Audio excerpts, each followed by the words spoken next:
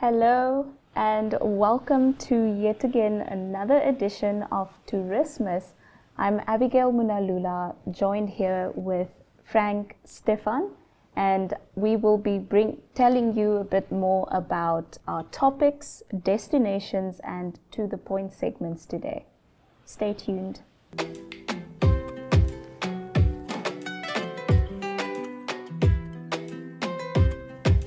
Looking at our topics, the Cabinet has approved the national policy on prospecting and mining in protected areas, other areas with high value species, and environmentally sensitive areas during its 24th meeting.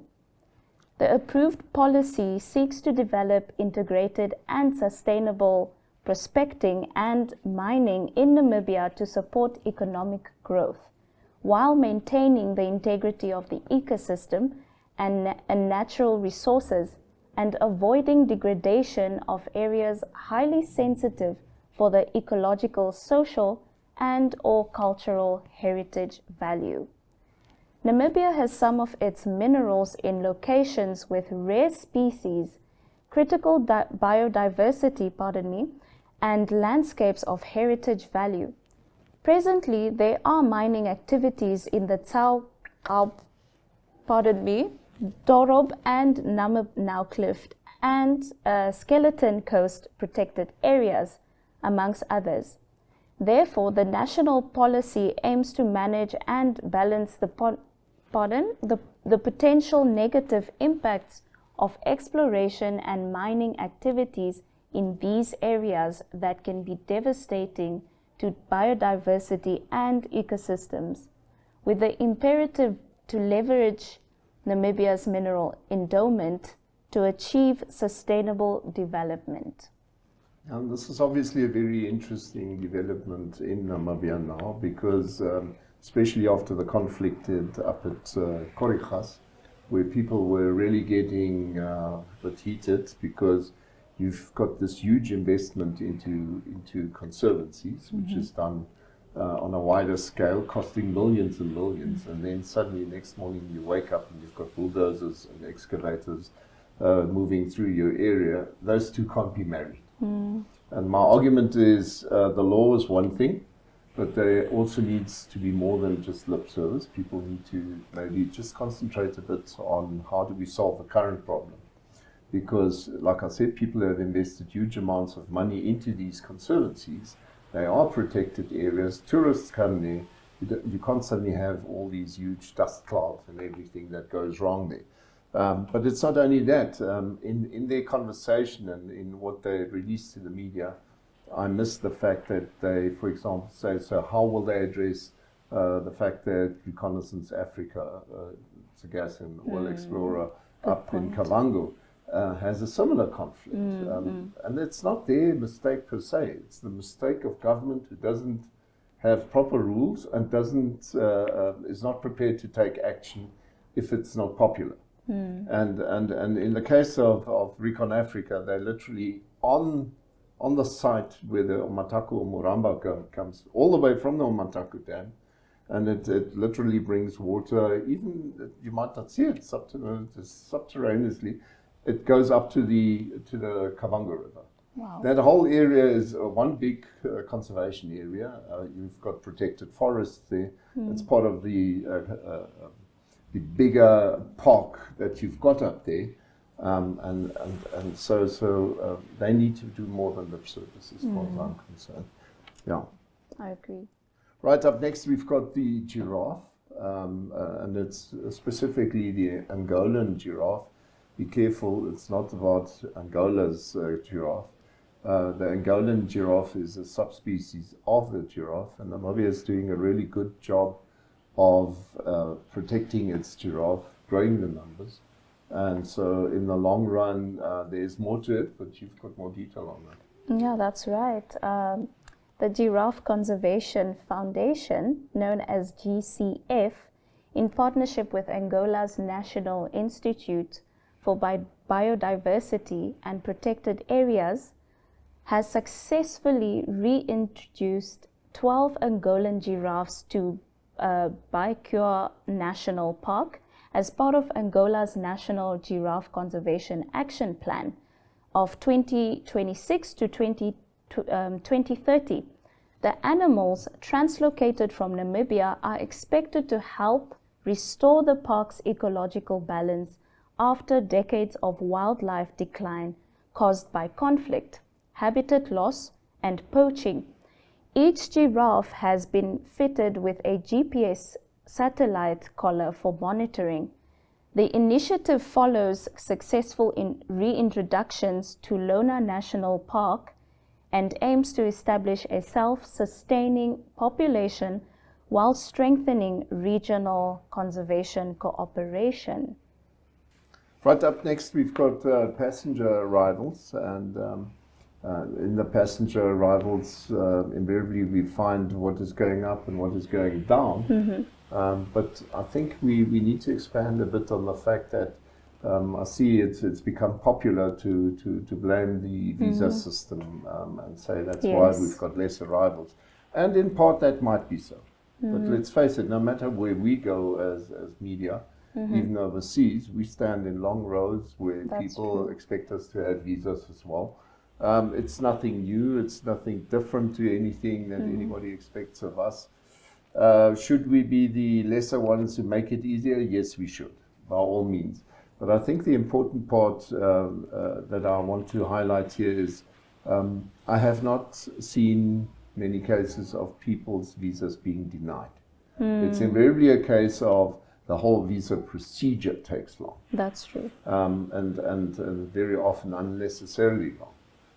But I think all in all, the service needs to be improved. The fact that you would need a visa, like I said, if you arrive here as a tourist, you invariably get your visa. I haven't seen people being rejected on those terms. But you've got more on that as well. Yeah, I do. Namibia's airport passenger traffic eased in May 2026, with total passenger movements declining by 2.4% month on month to 99,735, according to the Namibia Statistics Agency. The decline followed strong growth of 12.8% in April, but overall passenger numbers remained 5.3% higher than in May 2025, highlighting continued recovery in the aviation sector. And Hosea Kutako International Airport accounted for 81.9% of all passenger traffic, while Walvis Bay and Eros airports recorded smaller shares. Although passengers' arrivals declined during the month, year-on-year growth remained positive, with Eros Airport posting particularly strong annual gains in both arrivals and departures. And again, I think we should be careful to just find fault with the fact that the number's gone down or up. Invariably you find that there is a different mix to different times, and they won't always be the same. So there might have been a shift from people first landing in South Africa, doing whatever they want to do there, and then flying up here. Whether that's because it's cheaper airline fares, or whether that is because they first have a destination they want to visit there. So I think we must be careful to always read something into every number that's going up or down. If the overall figure for the year still is on the increase, then I think we should wait before we start already finding fault with the next issue again. But that's the end of our topics today. That's next right. is destination.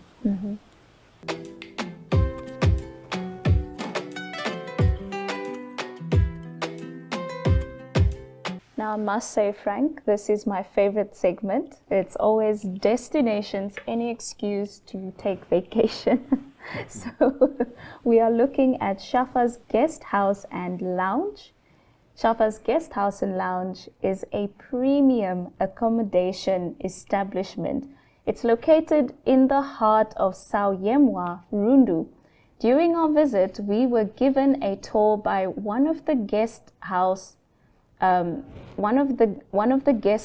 longest serving employees, Salmon Shipalanga, who highlighted the services and amenities on offer. Yeah, maybe just to add on that, if Samwemwa doesn't say much to people if we just call it at Rundu. Basically, as you arrive in Rundu, coming up from Grootfontein, you invariably end up in Rundu itself, but just before Rundu there's a turn to the left towards Nkulunkulu, and Samwemwa is just down the road, roughly 7 k's. It's no more than 7 kilometers, and then you have to turn to the right towards the river. So just to illustrate it a bit. But yes, we've obviously got a video for you there as well.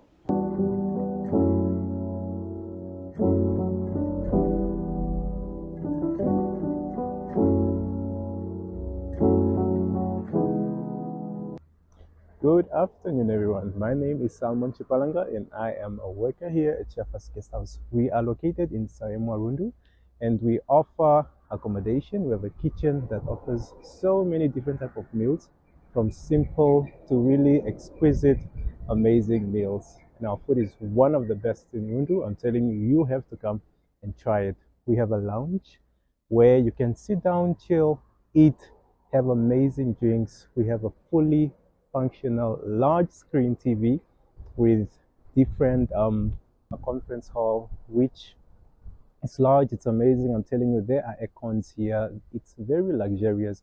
We have different events that we usually cater to. It's birthdays, it's government events. I mean, we have it all. There's aircons, there's a sound system inside. So you know what, if you have anything, please do come and rent out our conferences. We also have rooms, 16 rooms. We have standard and executive rooms. Now these rooms are amazing. I'm telling you, you just have to come and see it for yourselves. Another thing I really like about where the rooms are located is that there is parking space here. So you don't really need to feel worried about anything when it comes to safety. Now, be it you're in the rooms and you just want to get something to eat, we have a lounge that is divided as a bar and as a dining area. So if you don't really want to be where people are drinking, you can be in the dining enjoying your meals or your food, and in the lounge we have, you just have to be here. Amazing furniture, there's TV, there's Wi-Fi, there is drinks of many varieties. We also serve cocktails, which you must try.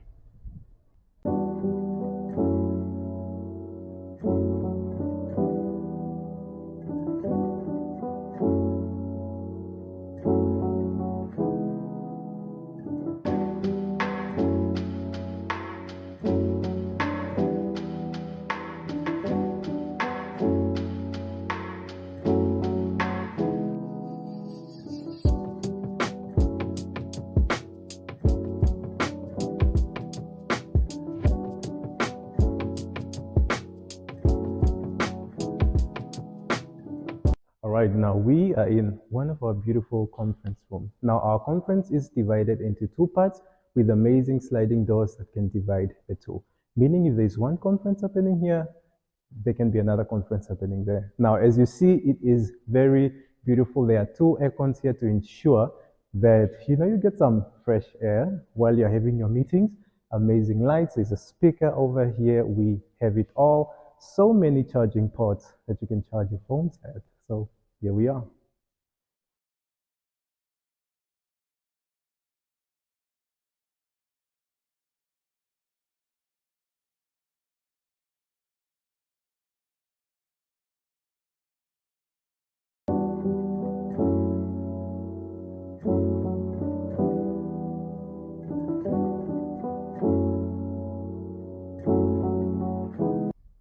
And here we have the beautiful rooms. We have 16 rooms right here. Now, these are some of the best rooms you'll get in Rundu, and they are all fully connected together. Every room, as you can see, it's filled with an aircon. And the parking space, it's quite enough. You can park your car here. The gate is locked. It's an amazing place.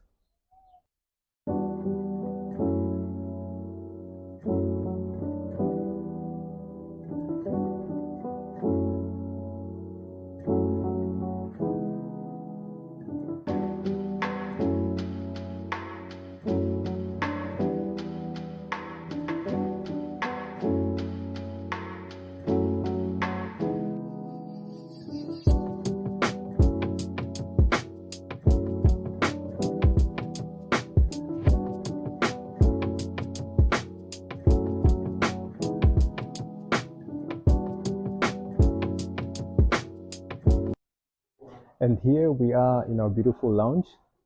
I mean, look at how amazing this place is. You can come here, you can sit down, you can have amazing drinks. We have the bar there, we have bathrooms that are just in the lounge itself, so you really don't have to go far. We also offer amazing cocktails that we serve here, and for that, you just have to come and find out for yourself. But look at how amazing this place is.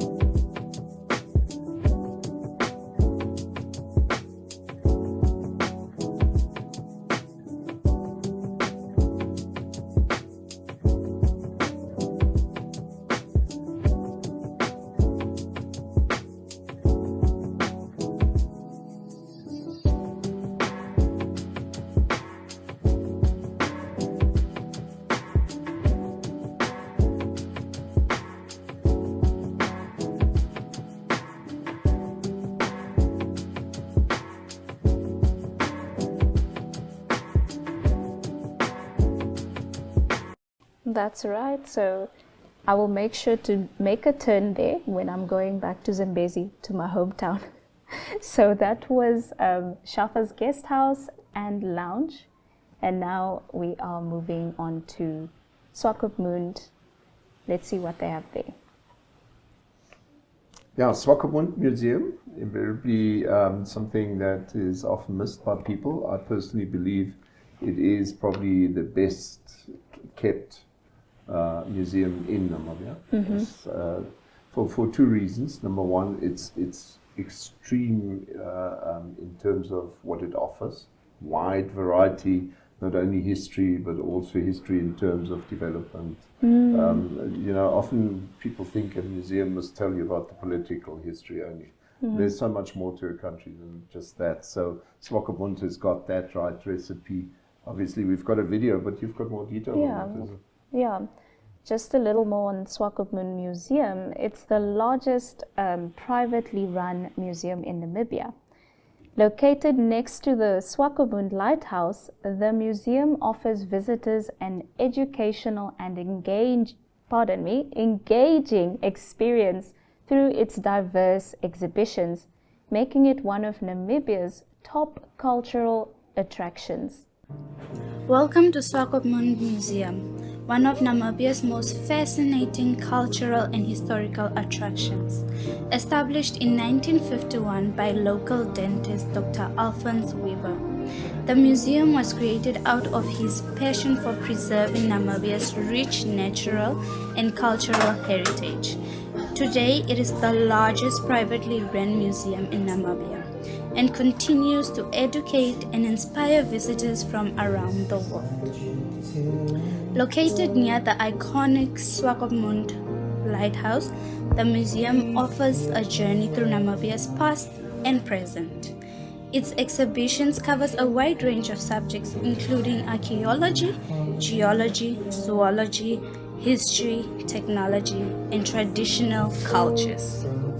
One of the museum's highlights is its collection of cultural artifacts, which showcase the traditions and lifestyles of Namibia's diverse communities. These exhibitions help visitors gain a deeper understanding of the country's people, customs, and history. The museum also features displays that illustrate the unique relationship between the Namibian desert and the Atlantic Ocean, making it an ideal destination for anyone interested in Namibia's remarkable environment. Beyond this, the Swakopmund Museum offers guided tours, educational programs, and a museum shop where visitors can purchase books, postcards, and locally inspired souvenirs.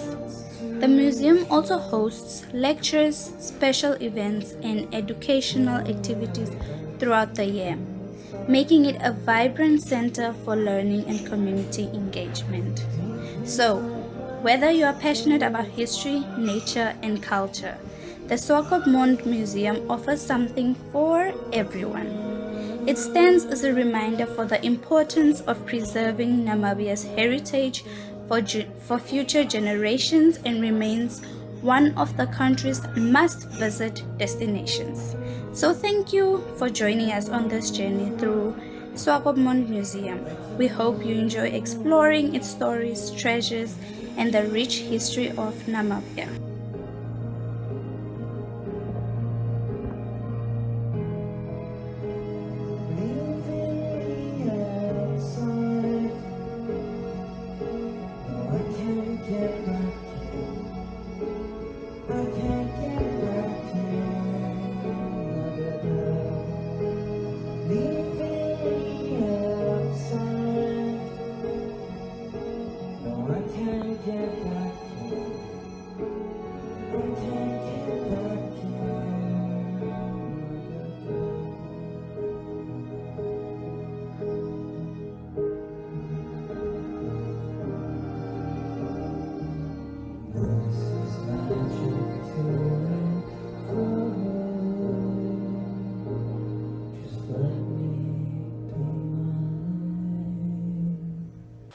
Yep, up next we've got To the Point. That's right.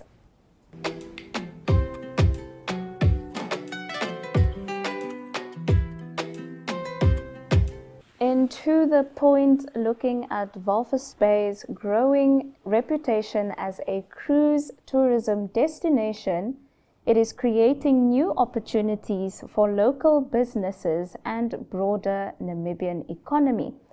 According to Namport Executive for Commercial Services, Cliff Shikwambi, the Port of Walvis Bay has experienced remarkable growth in cruise vessel arrivals over the past few years, transforming from a destination that welcomed only a handful of cruise ships annually to one attracting dozens of calls each season. And the nice thing is this has been going on for a while now. So we've been seeing that there's an increase on it in a steady manner. It actually started increasing just before COVID-19, but then over time, COVID obviously had its impact there. And so over the past 2-3 years, we've now suddenly seen an increase in that again. And hopefully there will be so much more, especially because Walvis Bay and Swakopmund are currently gearing to actually help people and have more in terms of service offers. So we'll see how that one pans out over time. But we obviously also have a video recording for you.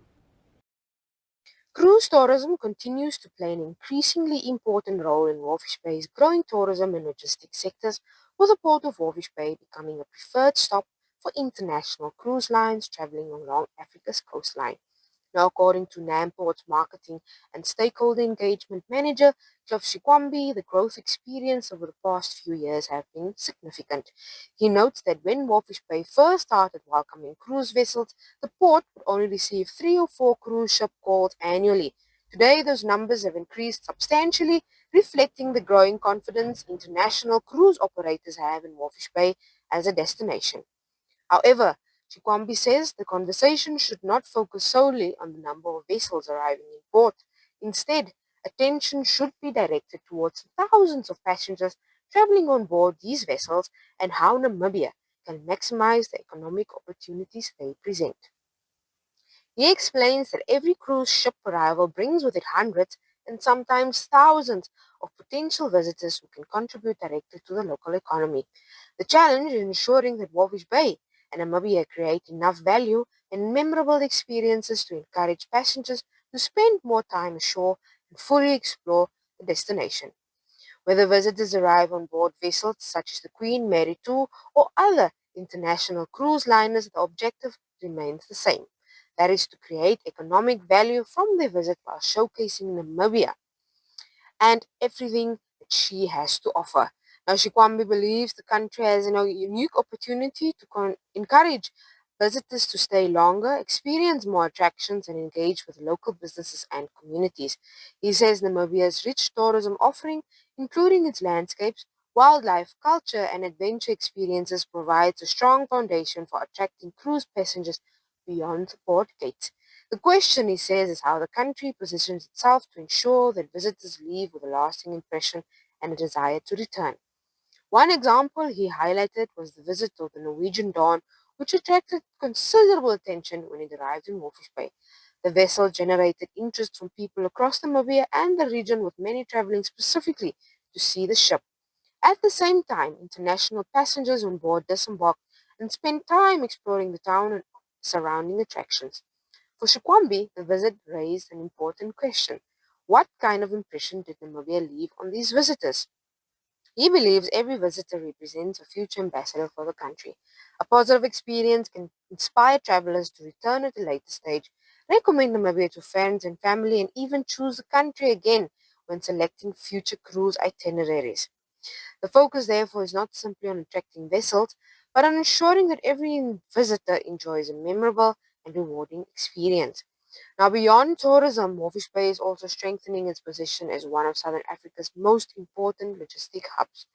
Shikwambi points to the growing presence of Mediterranean Shipping Company, commonly known as MSC, which is recognized as one of the world's largest shipping lines.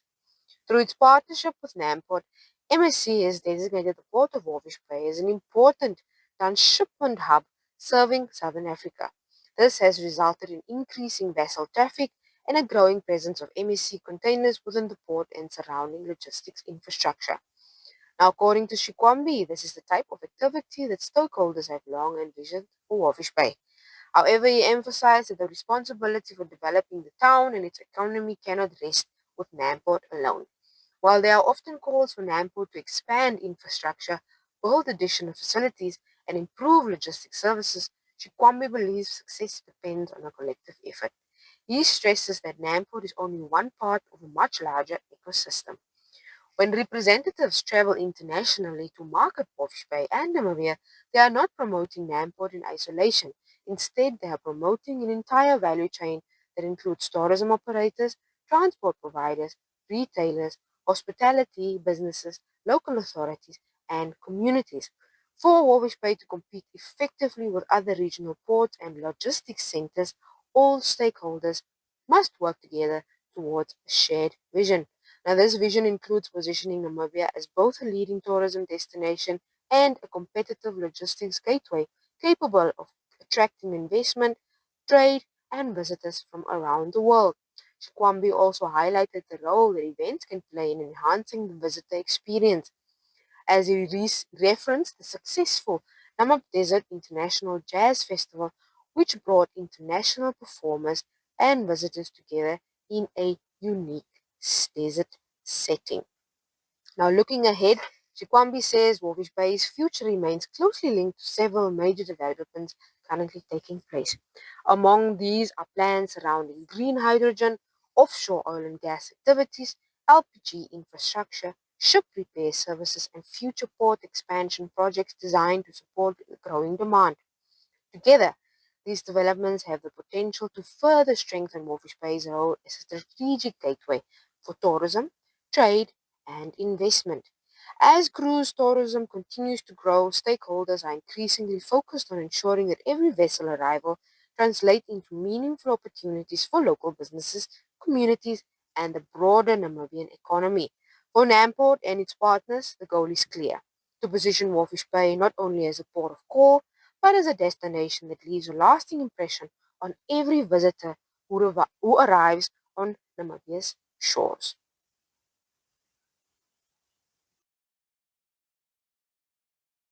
Right, and that is cruise tourism. That is on the increase in our country. We've come to the end of this show. I'm Frank Stephen, and I hope to see you in a week's time.